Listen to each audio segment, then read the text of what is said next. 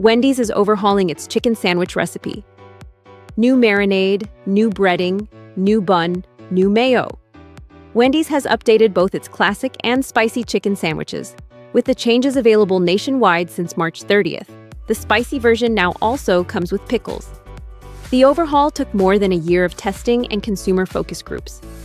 The new breading is panko style, infused with 9 distinctive spices in the spicy version. The mayo has been swapped for what the brand describes as a home-style version inspired by Southern recipes. And the bun has been switched to a soft potato roll, which is also rolling out across Wendy's entire premium sandwich lineup, including items like the Dave's Singles and Baconator. The stated goal was to create juicier, more premium versions of sandwiches that people already liked.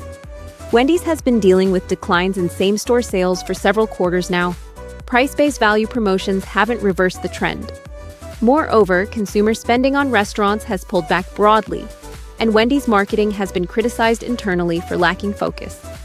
Add to that, the chain is facing store closures and activist investor pressure from Nelson Peltz's Tryon Fund Management, which believes the stock is undervalued and is exploring strategic alternatives. Despite these pressures, the chicken sandwich category is one of the more contested in fast food.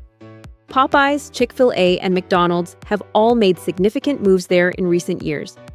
In Wendy's recent Q4 2025 earnings call, interim CEO Ken Cook described the updated sandwiches as an everyday upgrade compared to what consumers can get from the competition.